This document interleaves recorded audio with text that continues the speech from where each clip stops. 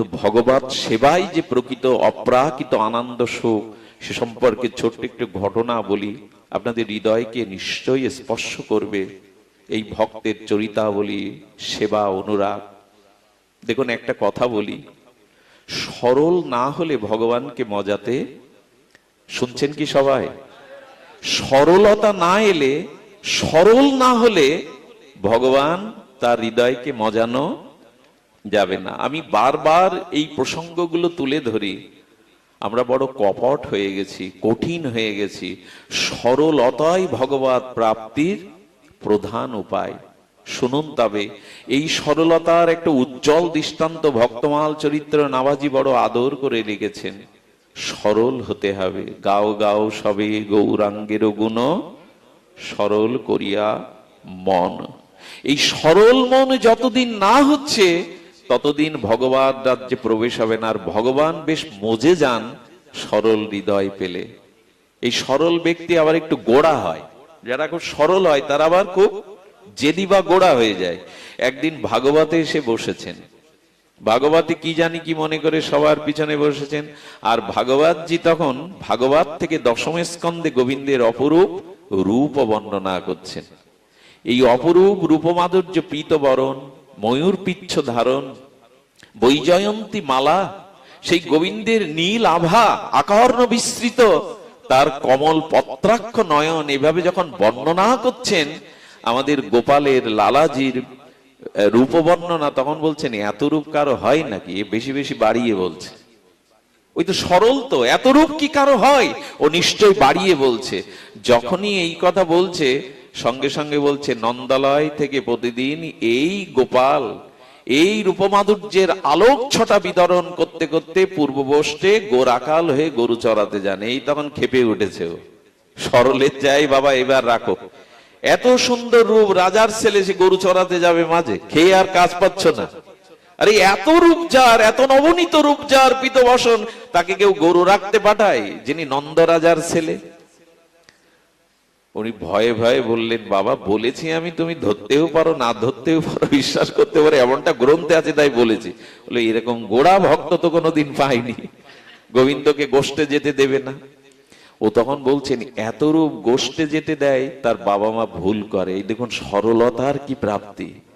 ওর বাবা মা ভুল করে, এরকম কোমল এত সুন্দর রূপ যার, তাকে গরু রাখতে পাঠায়। সেই দিনই গামছা ঘাড়া করে বৃন্দাবনে চলে গেছে। গোয়ার হয় কিছুটা সরলরা, বৃন্দাবনে যাকে দেখে তাকে বলে, এই নন্দ বাবার বাড়ি কই, নন্দ বাবার গোশালা কই।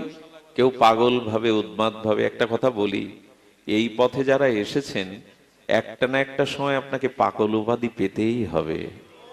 পাগল উপাধি আপনাকে পেতেই হবে। তবে চিরচেনা কথা, পাগলের পরিভাষা অনেক রকম। বউ পাগল, টাকা পাগল, ক্ষমতার পাগল, রূপের পাগল। কিন্তু প্রকৃত পাগল ভাগবত বলছে যে গোবিন্দের জন্য পাগল, যে গৌরের জন্য পাগল, সেই হলো প্রকৃত পাগল, যে গোবিন্দের পথে উঠে পাগল হয়েছে। এই পাগলামিটাই জীবনে দরকার। অনেকেই বলে না, হ্যাঁ খেয়ে দিয়ে কাজ নেই, পাগলামি করে ঘুরে বেড়ায়। আর রাধারানী তো বললেন, তোমার কথা যারা শোনে, হ্যাঁ স্বলীলা সকৃত দদন বিপ্রুট পীযুষ দ্বন্দ্ব ধর্ম বিনাশটা। গোবিন্দের কথা যাদের কানে এক ফোঁটা এক বিন্দু যাবে, এই পীযুষ হরি কথা, তারা ভিখারি হয়ে যাবে, কাঁধে ঝোলা নিয়ে ঘুরে বেড়াবে। এরা বিহঙ্গ হয়ে যাবে, উড়ে উড়ে যেখানে হরি কথা সেখানেই যাবে। এরা ভিখারি হবে, এরা পাখি হবে, এদের আর ঠাই নাই। রাধারানীকে কেউ যখন কলঙ্কিনী বলতো, রাধারানী আনন্দ পেত। কেউ যখন রাধাকে কলঙ্কিনী বলে খারাপ লাগতে পারে, কৃষ্ণে কলঙ্কে কলঙ্কিনী বললে আমার বড় আনন্দ লাগে। কলঙ্কটা তোমার জন্যই নিয়েছি। এই পথের পাগল হই না, হয়েছেন তো আপনারা। পাগল না হলে কেউ ওই গরমে বসে এখানে? নাম বলছি না, কত দূর থেকে যারা দাঁড়িয়ে আছেন, অনেক মান্যজন, তারা ওইখানে দাঁড়িয়ে আছেন, একটু বসবারও জায়গা নাই। পাগল না হলে কেউ না খাওয়া না দাওয়া গরমে দাঁড়ায়? পাগল এইখানে। ও পাগল বলছে, এই নন্দের গোশালা কোথায়? আরে কেউ তার এই উন্মাদ হাতে আবার একটা লাঠি নিয়েছেন। আমি জবাব চাই, এতটুকু বাচ্চাকে, এই নবনীত বাচ্চাকে কেন গরু রাখতে পাঠায় এই রৌদ্রে বৃন্দাবনের ধুলিতে? সরলতাই হলো ভজন। এক বাবাজির মন্দিরে গিয়ে কিছুটা গাভী দেখতে পেয়ে, গোশালা দেখতে, বলছে নন্দ গোশালা। বাবাজি ওর মুড দেখে, ওর হাবভাব দেখে বলছেন এ তো এক পাগল, একে দেখি কি বোঝানো যায়। বলে হ্যাঁ এটাই নন্দের গোশালা। বললেন আপনি কি তাহলে পরিচালনা করেন এই গোশালা? বলে হ্যাঁ। বলে আপনাকে আমি পিটাতে এসছি ওই দূর থেকে হেঁটে। আরে এতটুকু বাচ্চা, এত রূপ, আপনি তাকে গোষ্ঠে পাঠান? মহাত্মারা মানুষ চেনে, সাধু যারা প্রকৃত ভজনশীল ভজনানন্দী যারা, এদের একটা গুণ আছে কি জানেন? এদের সামনে যারা একবার দাঁড়াবে তাদের মুখের দিকে তাকালে এরা ভেতরের ক্যামেরায় বুঝতে পারে এর গতি প্রকৃতি কোন দিকে। মুখে বলতে হয় না, এইটুকু ক্ষমতা এক্সরে মেশিনের মতো। আরে বাইরের মোবাইলে তুললে তো যা আছে তাই উঠবে, হাড় উঠবে না, কিডনি উঠবে না, লাংস উঠবে না, ওটা এক্সরে ক্যামেরার মতো। এই জন্য সাধুদের সামনে গিয়ে বাবা আমি নির্জলা একাদশী করি, আমি লক্ষ্য নাম না নিয়ে, ঠিক খবরদার এইসব বুলিয়া ওড়াতে যাবেন না। ওরা আপনাকে দেখেই চিনে ফেলে আপনার গতি প্রকৃতি কোন দিকে। জ্যোতিষী যদি হস্তরেখা বিবেচনা করে আপনার বলতে পারে ভূত ভবিষ্যৎ, সাধুদের এই জন্য কোন মহৎ সাধু বৃন্দাবনে গিয়ে, নবদ্বীপ গিয়ে আচার্যের সামনে গিয়ে বকবক করবেন না। ওরা যেটা ভালোবাসে জয় রাধে বলে বসে পড়বেন, তারপরের কাজ ওনার, তারপরের কাজ ওনার। বকবক করে নিজেকে প্রচার করা উচিত নয়, এগুলো ওদের কষ্ট দেয়া হয়। আর গিয়েই তো সেই বাড়ির কথা, রোগ শোক, ব্যবসা ভালো না, স্ত্রী মনের মতো না, এইসব কথা শোনাতে গেছেন ওদের? একদমই না, এইসব শোনাতে যাবেন না। সুধী মণ্ডলী, উনি গিয়ে বলছেন আচ্ছা আপনার কাণ্ডজ্ঞান নেই, এইটুকু নবনীত বালককে আপনি এইভাবে গোষ্ঠে পাঠান? বললেন একে কাজে লাগা যায়, এত সোজা সরল, একে গরু রাখালে কাজে লাগানো যায়। তখন বলছে বাবা শোন, তুই থাক, আমি তোকে বোঝাচ্ছি যে কেন যাই, আর হয়তো পাঠাবো না, তুই শান্ত হ। খেতে দিলেন, খেতে দেওয়ার পরে বলছেন দেখুন, গোষ্ঠে যদি যেতে হয়, গরু যদি রাখতে হয় আপনার এই নন্দশালায়, গোশালায়, তাহলে আমাকে পাঠাবেন। এই মূর্খের কাজ গরু চড়ানো। অত সুন্দর ওই পীতবরণ, ওই ওই ময়ূর পিচ্ছ, ওই বৈজন্তী মালা, ওকে পাঠানো যাবে না। ও মনে করেছে এই নন্দশালা, ও গাভীগুলো নিয়ে বেরোয়। খুব ধ্যান দিয়ে শুনুন, বেশিক্ষণ নেব না। ও ভান্ডির বনে যায়, ভান্ডির বনে গিয়ে ও ওই গরু চড়ায়। একদিন ও তো সকালে বেরিয়ে যায় গোষ্ঠে, গুরুদেব কাউকে দিয়ে ওর জন্য রুটি সবজি মাদুকরি পাঠান, কিন্তু একদিন 2টো বেজে গেছে আর মাদুকরি আসছে না। আসলে সেদিনটা ছিল একাদশী, এই জন্য গুরু মহারাজ ওরা সব নির্জলা পাঠাননি। ও বলেছেন গুরুদেবের এত খাটছি, গরুগুলো আমি করছি, ওইটুকু বালককে রেহাই দিয়ে, অথচ আমার জন্য খাবার পাঠায় না। সরলরা ক্ষুধা সহ্য করতে পারে না।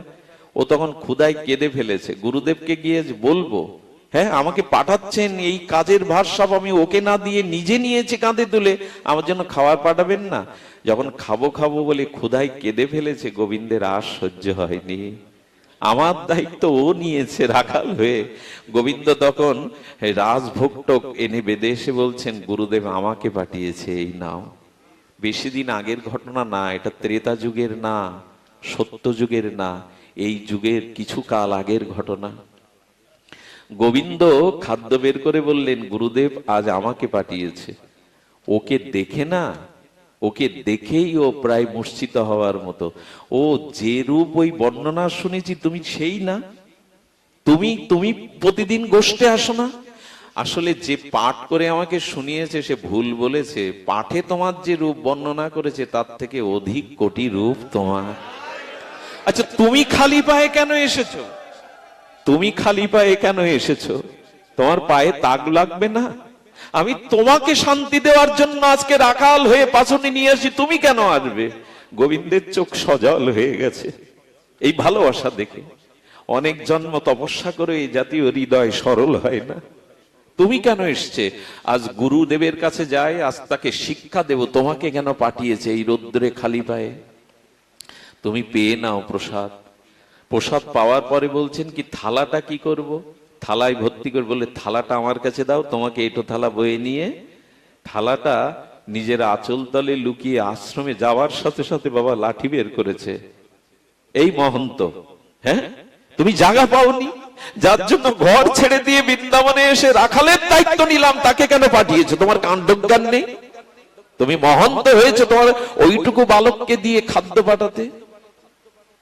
বাবাজি তখন তাকিয়ে বলছেন, আমি তো কাউকে পাঠাইনি, আমি তো কাউকে খাদ্য নিয়ে থালা নিয়ে পাঠাইনি। বলেন এই দেখো তোমার দেওয়া থালা, থালাটা যেই বসন থেকে বের করেছে দেখেছে দুপুরে যে ভোগ লাগানো হয়েছিল গোবিন্দকে, সেই ভোগের থালা ওর হাতে। মন্দির খুলে দেখে মন্দিরে ভোগের থালা নাই। ওর দিকে তাকিয়ে ওর চরণে পড়ে গেছে, কে তুই? সারাটি জীবন ব্রজবাস করে সেবা করে এলাম, না আছে তার কৃপা, না আছে তার করুণা, এই থালা তো আমি গোবিন্দকেই ভোগ লাগিয়েছি। উনি বুঝতে পারলেন এ সরল সাধারণ নয়, এর ভগবত দর্শন হয়। এর একদিন পরে বললেন, তোর থাকার জায়গা এটা নয় রে, তোর কাজ গোষ্ঠে গরু চড়ানো নয়।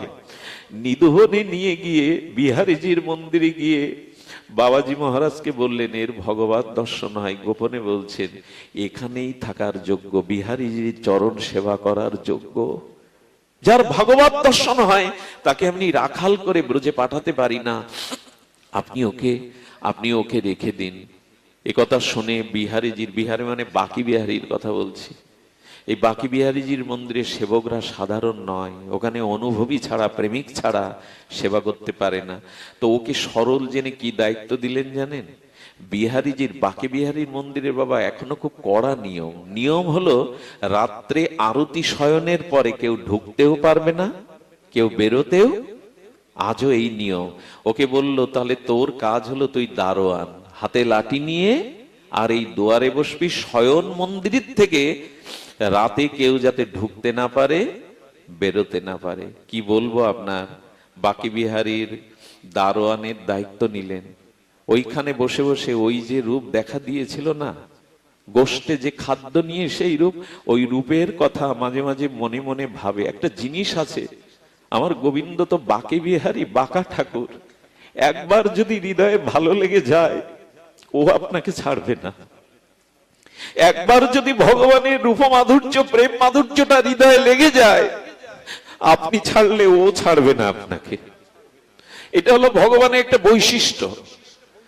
ওর রূপের ওই রূপের মাধুর্যটা হৃদয়ে ভাসে। ভাসতে ভাসতে চিন্তা করতে করতে হঠাৎ দেখতে একটা জ্যোতিপুঞ্জ রূপে একটা বালক মন্দির থেকে বেরিয়ে লুকিয়ে গেল। ওই যে গোবিন্দ মাঝে মাঝে এরকম দেখা যায় জানেন, ভক্তরা মাঝে মাঝে এরকম জ্যোতি দর্শন করে, স্বপ্নেতে রাধারানীর অঙ্গ কান্তি দর্শন করে।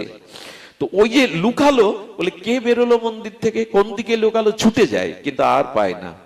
3 দিন ধরে মন্দির থেকে গোপাল বেরোয় আর অমনি করে রূপ ছটা দেখিয়ে পলিয়ে যায়। ও খুঁজতে চেষ্টা করে, 3 দিনের মাথায় আর পলাতে পারেনি। মন্দিরের দুয়ারে শক্ত লাঠি নিয়ে দারোয়ান হয়ে বসে আছে গোবিন্দ, যেই নূপুর পায়ে, বৈজয়ন্তী মালা গলে দিয়ে আর নিধুবনে চলেছেন রাসের দ্বীপ্রহরে রাত্রে। যেই বেরিয়েছেন লাঠি উঁচু করে বললেন, এই দাঁড়াও, 3 দিন ধরে তুমি আমাকে ফাঁকি দিচ্ছ, বেরো আর কোথাও লুকিয়ে যাও। আজকে কিন্তু আমি ডান্ডা দিয়ে শাসন করব, কারণ দারোয়ান আমি, আমার দায়িত্ব এই মন্দির থেকে রাত্রে কেউ বেরোতে, যাও ভেতরে যাও। গোবিন্দের হাসি পেয়েছে, এমন ভক্তকেই তো তিনি চান। কপটতা দিয়ে কি তাকে পাওয়া যায়? গোবিন্দকে বলছে শোনো, দায়িত্ব আমার, আমি কিন্তু ডান্ডা দিয়ে সোজা করব, যাও ভেতরে যাও। গোবিন্দের হাসি পেয়েছে, হাসি পেয়ে বললেন, এমন ভক্তকেই যদি কৃপা না করি তো জগতে কাকে করব? আরে আমাকে ডান্ডা দিয়ে শাসন যে করতে চায় এত অনুরাগ, তাকেই তো কৃপা। একটু সরল হয়ে দেখুন, অত হিসাব নিকাশ। আমার গোবিন্দ কি জানেন, আমার গোবিন্দ অঙ্কে খুব কাঁচা, আমার গোবিন্দ অঙ্কে খুব কাঁচা। উনি 4 আনা 8 আনা উনি জ্যামিতি বোঝেন না, উনি 16 আনাই বোঝেন। আমাকে সব দাও আর আমার সব নিয়ে নাও, এই অঙ্কই বোঝেন। আমাকে সব দাও আর সবটুকু তুমি নাও, এছাড়া গোবিন্দ অঙ্ক বোঝে না। তো উনি যখন ডান্ডা তুলেছেন বললেন এই পারবে ভালোবাসতে। বলো দেখো আমি নিধুবনে যাচ্ছি। বলে যাওয়ার আদেশ নাই তো? বলো আমাকে তো যেতে দিতেই হবে, ওখানে আমাকে যেতেই হবে। হ্যাঁ, তখন বলছে দেখো আমি তোমাকে একা ছেড়ে দেব না। গোবিন্দ তখন বাধ্য হয়ে বললেন তাকে এক কাজ করো, তুমি আমার সাথে চলো, তুমি আমার সাথে চলো। এখন যে নিধুবন আমরা প্রবেশ করি ওটা দুয়ার না, রাধারমন ওই পথ দিয়ে সে তখন মূল ফটক ছিল, ওই ফটকের সামনে এসে বলছে তুমি আর ভেতরে যেতে পারবে না। আমি আপনাদের একটা কথা বলি, আজও নিধুবনে নিত্য রাস হয়, ওখানের মহাত্মারা আজও বাঁশি শুনতে পায়, আজও নিত্য রাস ওখানে সংগঠিত হয়। ওকে বাইরে রেখে নিধুবনে গোবিন্দ আর প্রিয়াজিকে নিয়ে, সখীদের নিয়ে যখন রাস নৃত্য করছে, গোবিন্দ কৃপা করে সেই নূপুরের ধ্বনি আর বংশীধ্বনির সুর ওকে শুনিয়ে দিলেন। যুগ যুগান্তর তপস্যা করে ভজন করে যে কৃপা কেউ পায়নি, ওকে নূপুরের ধ্বনি শুনে ওর চিত্ত বিগলিত হয়ে গেছে, বাঁশির সুর শুনে মোহিত হয়ে গেছে। কে বাজায় এত সুন্দর বাঁশি, এই নূপুরের ধ্বনি তো কখনো শুনিনি। এমনি করে ওই বাঁশির মোহন সুরে মোহিত হয়ে নূপুরের রুনুঝুনু শব্দে ও গেট থেকে একটু ভেতরে প্রবেশ করে দেখে সেই চমকিত উজ্জ্বল আলোক পিঞ্জতে আর গোবিন্দ নাচছেন, নাচছেন সখীবৃন্দ রাধারানী সহ। মুহূর্তে এটা দেখার সাথে সাথে দেখলেন গোবিন্দের পায়ের নূপুরটা খুলে পড়ে গেছে, আর গোবিন্দের গলার বৈজয়ন্তী মালাটা নাচতে নাচতে খুলে পড়ে গেছে। তখন বলছে দারোয়ান আমি, কালকে যদি পূজারি বাবা গিয়ে দেখে নূপুর পায়ে নাই, মালা নাই, আমার তো চাকরি থাকবে না। ও গোপনে গিয়ে নূপুরটা আর মালাটা করিয়ে নিয়ে আঁচলে বেঁধে নিয়েছে। আমাকে বলতে পারেন গোবিন্দের পায়ের নূপুর খুলে পড়ে?